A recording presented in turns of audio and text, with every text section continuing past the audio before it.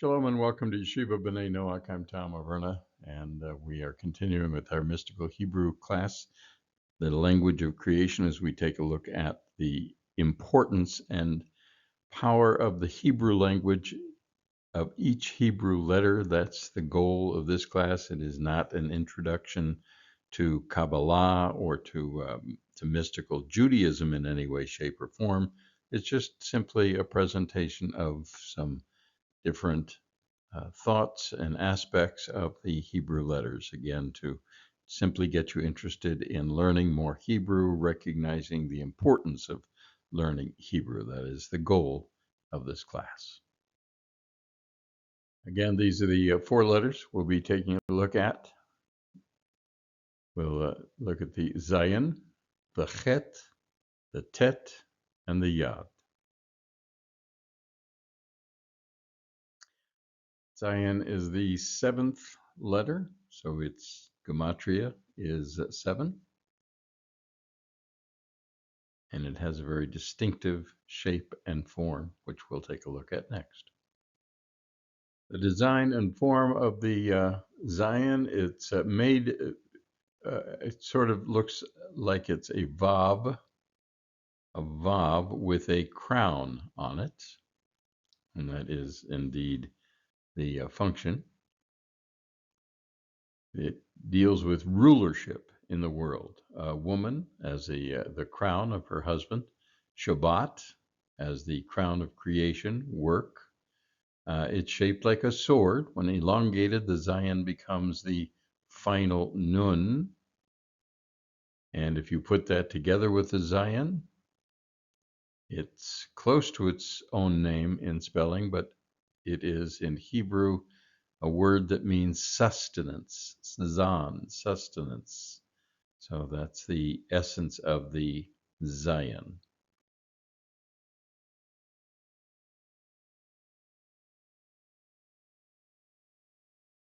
And along with that, the meaning of the letter, the spiritual purpose of the world's creation and sustenance. It's God's continuing guidance in all phases of Jewish life, and its assured success in our necessary endeavors for physical survival. The crown of the husband is a woman of valor.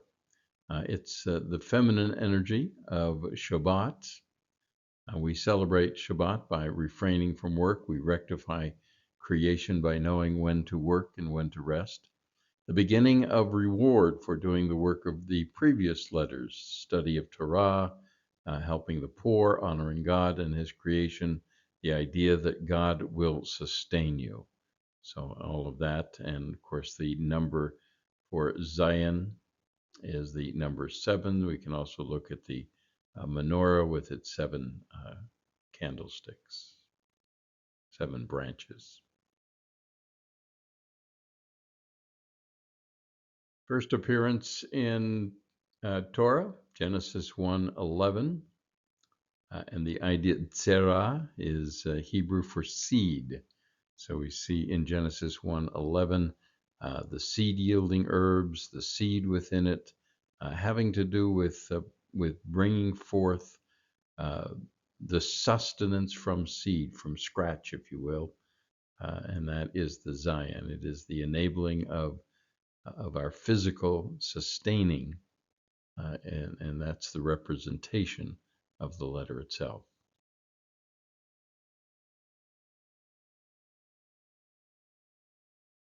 Gematria, as we said, is 7. It is the 7th letter. If you spell the letter out, you have the number 67.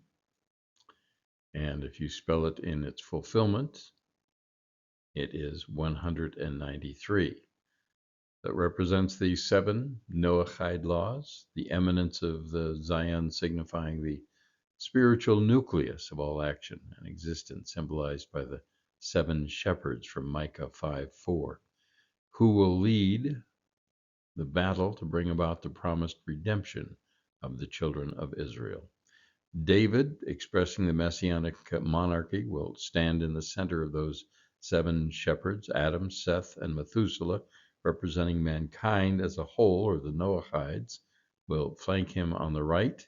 Abraham, Jacob, and Moses, representing the shepherds of Israel, will stand at his left. All of that from Sukkah 52b, the Ein Yaakov. Separately, this number can also be 7, adding Isaac, Joseph, and Aaron, plus David as specifically the shepherds of Israel.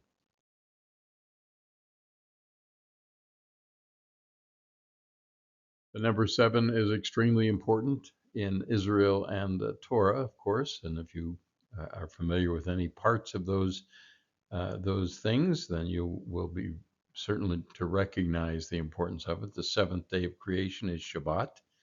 7 weeks of the counting of the Omer, 7 consecutive months in which fall the 3 festivals, the sabbatical year, the Jubilee year after 7 times 7 years, the 7th millennium, the 7 fruits of Israel, 7 seas, 7 heavens, 7 chambers of paradise, 7 lamps of the menorah, 7 categories of Jewish souls, 7 rabbinic mitzvot. The number 7 again appears over and over again. It is, as we said, the idea of sustaining us in our physical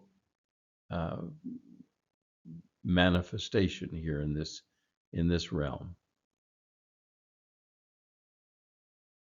But wait, there's more.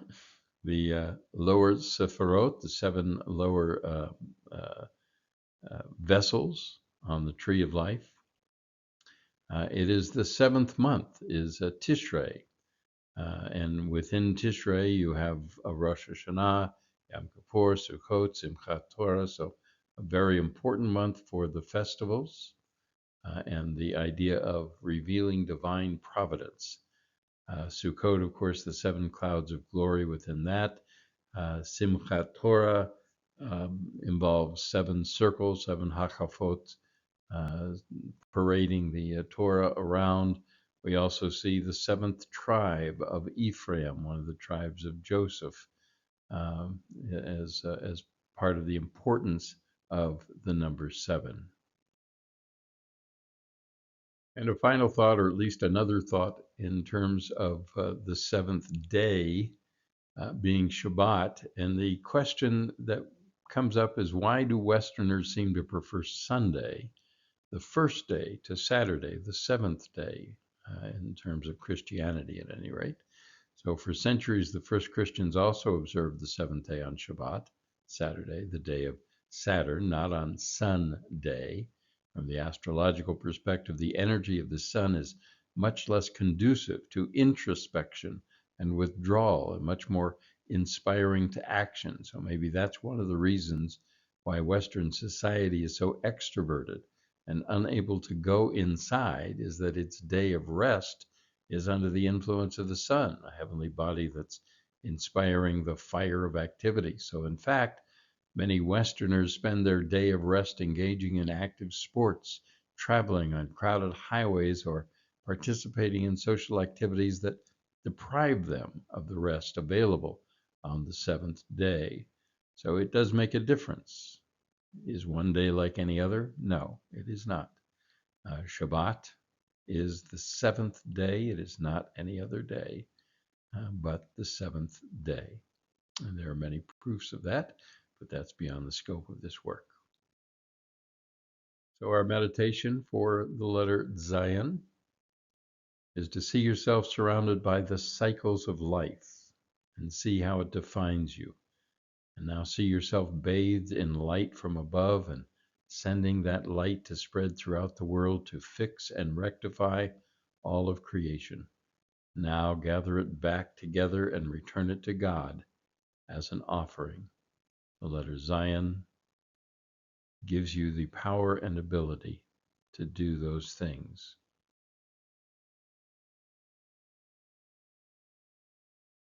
The 8th letter of the Hebrew Aleph-Bet is the letter Chet.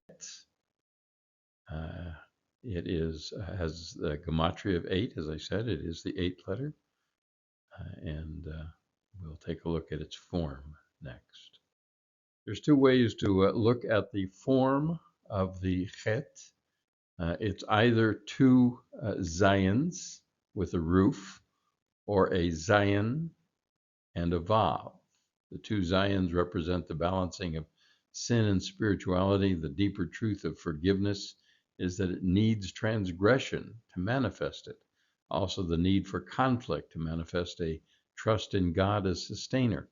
By dedicating himself to the service of God, man can resolve the contradiction between human endeavor and trust in him. According to the Arizal, the letter Chet is constructed by combining the two previous letters, the Vav and the Zayin, with a thin bridge-shaped line referred to as the Chatateret, the hunchback. So there we see the two ideas of the form of the Chet.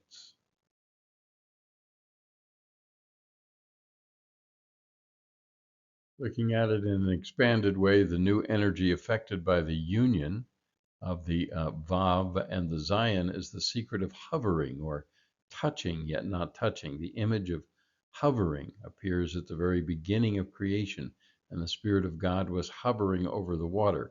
The word hovering, which is choshek, is the 18th word in the Torah. The bridge, chatoret, between the Vav and the Zayin is the bridge to enter a higher energy level and also to exit from it. It represents the three partners in man.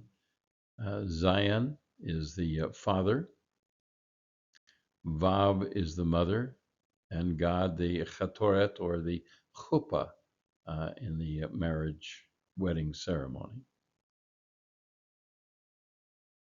So its meaning has to do with transcendence, man's ability to transcend physical limitations beyond worldly spirituality to the next level.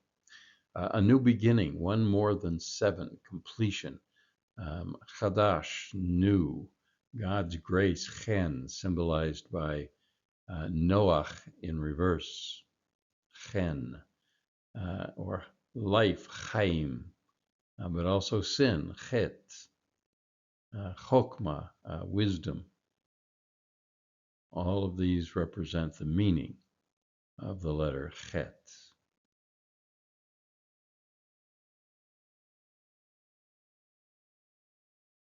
Chet also means a fence or a wall that indicates a separation, a choma, but it can also mean to enclose or unite. Chabara, souls joined to accomplish holiness, but also it has the idea of choli, which is sickness. It's interesting to note that choli has the same root as the word chol, profane or empty, and that it begins with the same letter as chet, which means both sin and missing the target. A comparison of these words teaches us that illness arises when we lose contact with our body's vital force. This is linked to our inability to fill life with meaning, to keep it from being empty by aiming at the wrong target or seeking the wrong goal. In terms of affection, this can also be a very powerful concept. Professional and spiritual evolution. In this regard, non-conventional systems of treatment such as homeopathy and Chinese medicine have reached conclusions that are very similar to those of the Jewish tradition. We become ill when we are removed from our real essence, when the soul does not fully penetrate and give life to the body. Also, it represents a similar energy to Gimel, running and returning. Chet is a gateway for running and returning. And you can, in the form of the Chet, you can see that wall or that gate that's being formed there. It has to do with uniting, chavar, or chag, which is a festival, chadash, to enclose, a wall, to divide, a chatzar, a fence, many, many meanings that have to do with that idea of separation or of division. And again, in relation to sin, having to do with separating us from God, distancing us from God. That is what sin truly is. We can also see the concept of that separation from the first appearance in Genesis. The earth was unformed and desolate, and there was darkness, choshek, over the surface of the abyss. The breath of Elohim hovered above the surface of the water. So the idea of darkness and desolation involved in the meaning and concepts of the Chet. The Gematria we mentioned was Chet. It is, or was 8. It is the 8th letter of the Aleph-Beis. Spelled out, it is 418 is the Gematria.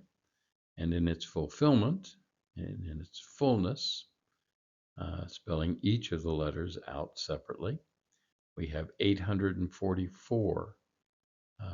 The idea of sanctifying, consecrating, Kidashtem, the 8th day, the day of circumcision, the 8 days of Hanukkah. The candle of God is the soul of man. It is the gateway to infinity, God's transcendent light, origin of the Jewish soul and its descent through the 7 heavens to earth beyond 7, completion to the next level.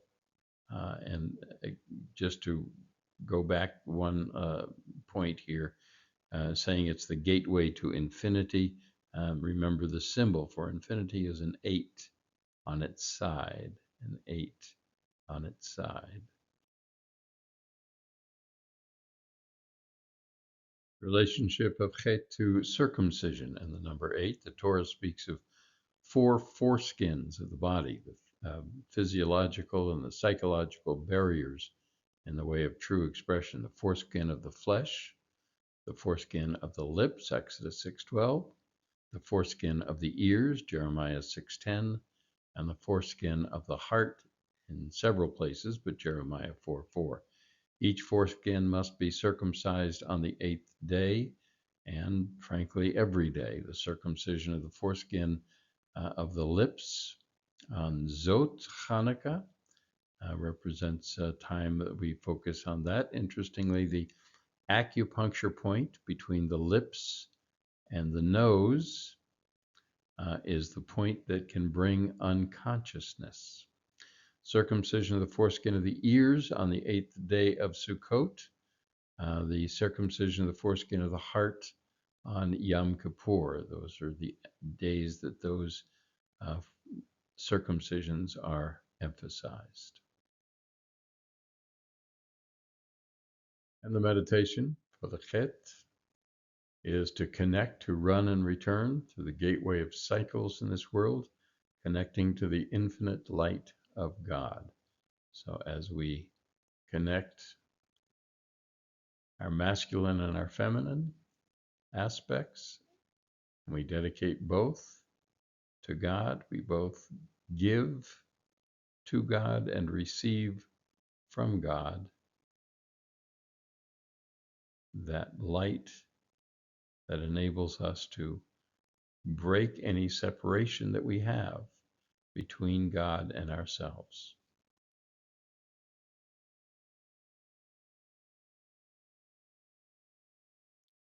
The 9th letter of the Hebrew Aleph-Bet is the letter Tet. It has a very unique design and form, which we'll take a look at now. In its form, it looks somewhat like a vessel, perhaps, a ship sailing on the water. That corresponds to the 9th Sephirot, the Yasad, the vessel of peace. Also, it looks like a serpent. It has to do with our relationship not only to the serpent, to the earth, to the physical, but also the relationship that we have with Mashiach, the spiritual. It's a Zayin and a Dalet, as we talked about in terms of the form, the hidden form or potential hidden in all created things. The idea of the inner womb and the outer womb, from impurity to purity, always from lesser to greater. That's paradox, the darkness to light, evil to good. We begin the day with night going to morning.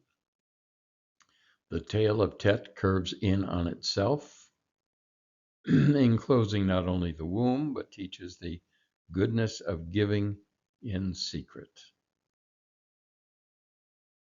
Our deeds, our mitzvot, are done oftentimes without arrogance, but with humility.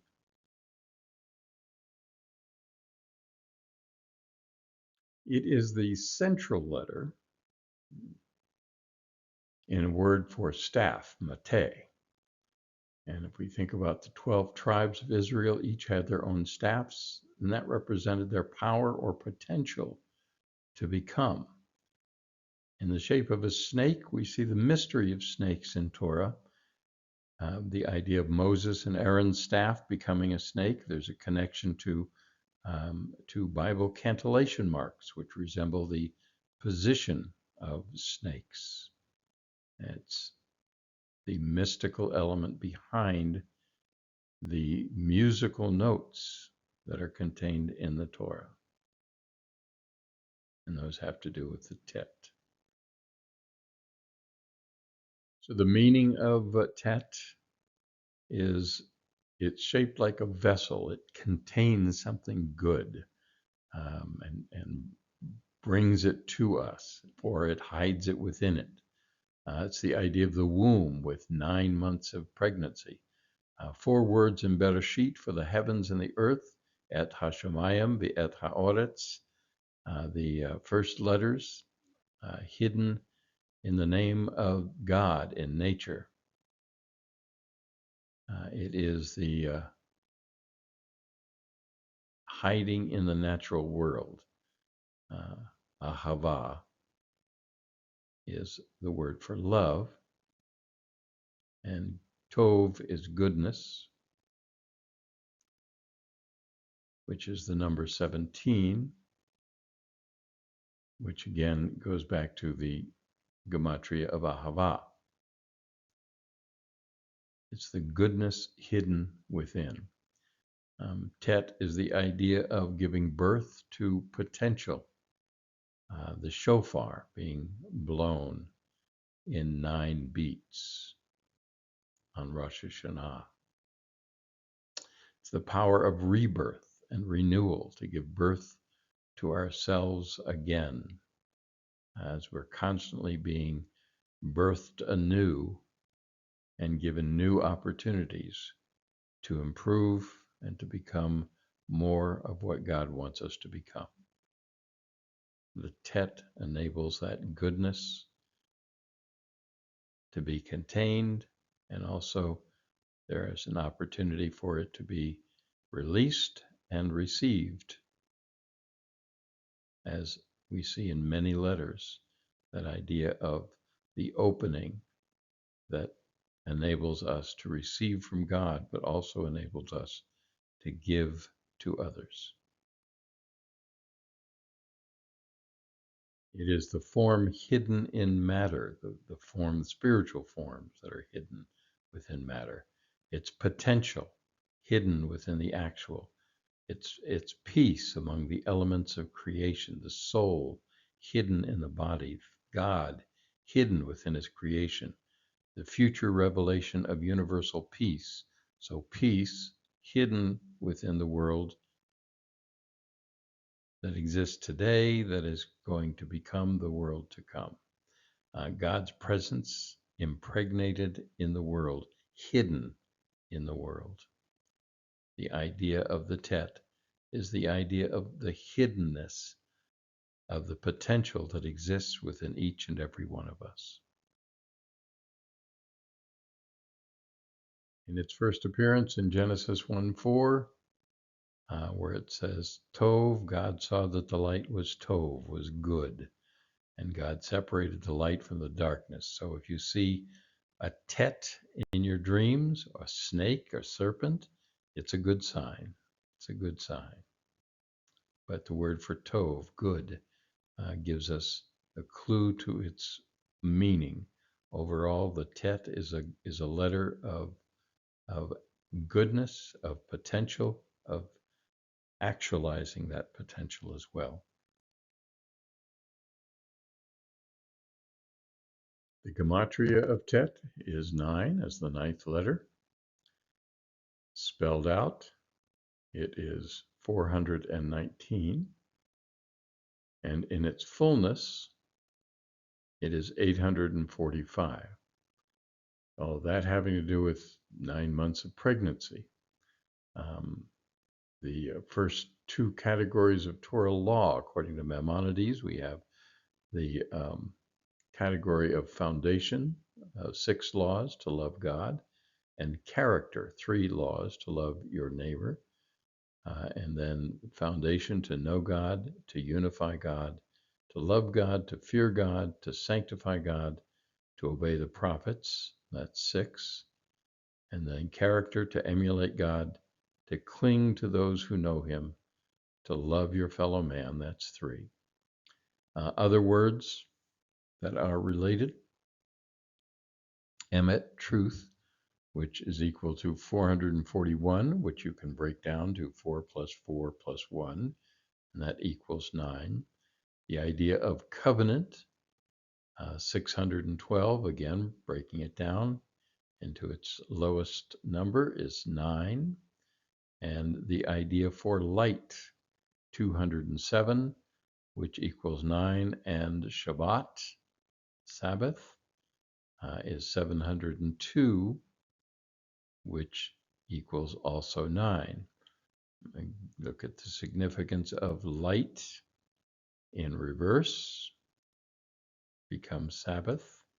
The idea that Sabbath is our light.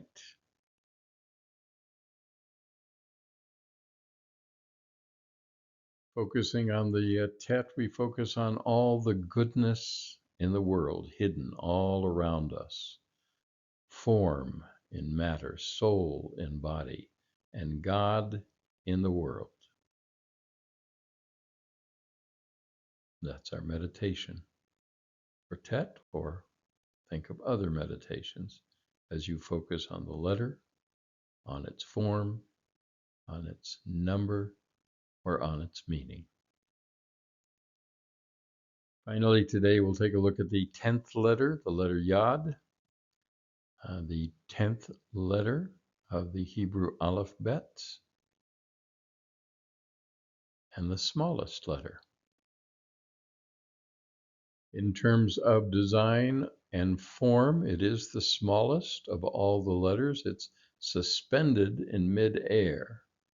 It doesn't go above the line, it doesn't go below the line, it is within the line. It represents the Ein Sof, or the contraction of God, the infinite point, that point of consciousness, that point of presence, that point of moment, the power of self-nullification. It's the beginning and end of every letter. It's the putting of your pen to the paper, and from there you have unlimited possibilities. That's the Yod. It is the power, the glory, and the presence of God in all things. Yod means hand, and here we see the Yod that's used in reading Torah, the pointer that's used in reading Torah. Looking at some of the meanings of Yod, as we said, it's the smallest of all the letters, and its number is 10. One interesting connection, as the number, the first letter of the Tetragrammaton, the name of God, is that 10 also in computer language represents the binary code with the ones and the zeros that equal the code that functions within computers. It's that little bit that holds a lot, the first letter of God's name. It represents the tzimtzum, the contraction. The Big Bang starts as everything brings within itself to that simple point and then explodes outwards, the Big Bang. All letters have Yud in it. This is the building block for all letters and all creation, like atoms. Any number multiplied by 10 equals its full manifestation. It is the most important number. The 10 commandments, the 10 expressions, 10 things created on the first day, 10 things created at dusk on the sixth day, tithes, the 10 Sephiroth, the 10 plagues, God's power and care for Israel, all within that little letter, the Yod. There is a revealed meaning and a concealed meaning to the Yod. The revealed meaning has to do with holiness, the principle of action and reaction, run and return. 10 returns us to 1. The two hands of the body hint at the law of nature, that for every action there is an equal and opposite reaction, as in the saying of our sages, the left hand pushes away and the right hand draws near. So again, Yod meaning hand. And we see with our own hands its meaning. The wave nature of light energy, it's to make space for others. It's that empathy that enables us to do that. It's God's hand with the ability to sustain and support. Charity, physically and spiritually. God's hand extended in partnership. Hands are used in prayer and for winning wars. Think of Moses with Amalek. As long as his hands were raised, Israel would win. When his hands were not raised, Israel would lose. Also, hands are important for the priestly blessing. So the hands are very important in a revealed way. In a concealed way, it represents Chokmah and Bina of the Sephiroth, the divine wisdom and knowledge. But between Chokmah and Bina is Da'at, which is a hidden Sephiroth. It's not always counted as a Sephirah, but it's there. It's a very important balance between Chokmah and Bina. It's divine wisdom and knowledge. The beginning of both Israel and God's name begins with the Yod. Also, Yod, when combined with Ayin, means to know, to Da'at. It's related to the word Da'at, the third of the upper three Sephiroth. And it's also the secret of Adam and Eve conceiving. And Adam knew Eve, and she conceived and brought forth a son. As we mentioned, the word for knowing, is Yada, Yada, beginning with the letter Yod. It's that idea of knowing something so intimately that it brings forth life. And that is the way our relationship to God should be, that we know God so intimately that we bring forth his light and his life to the world. First appearance in the Torah, Genesis 1:3. Elohim said, Vayomer, Yomer said, and God said, Vayahi, let there be, or let there be light, and there was light. And also in Genesis 1:4, Elohim saw, Vayar,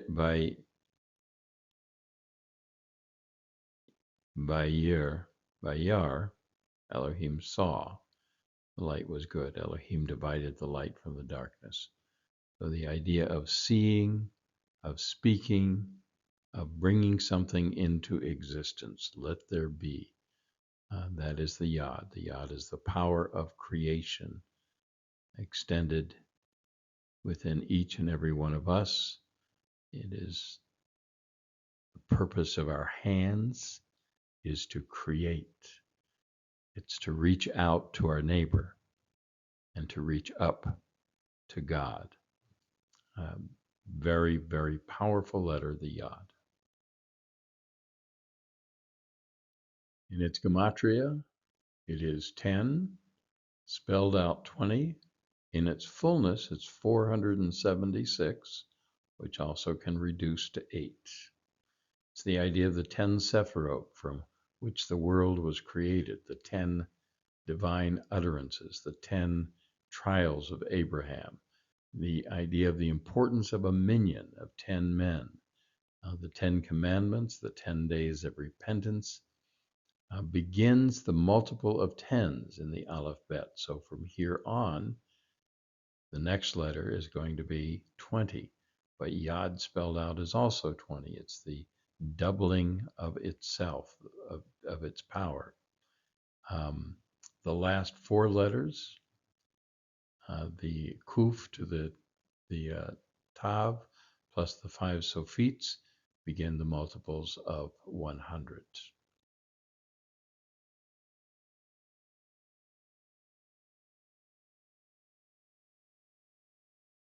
So here we have our meditation for Yod as you focus on the letter.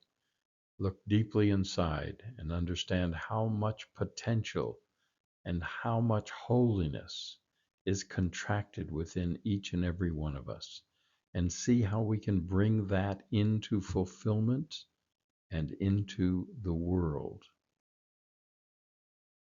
actualizing all of that power.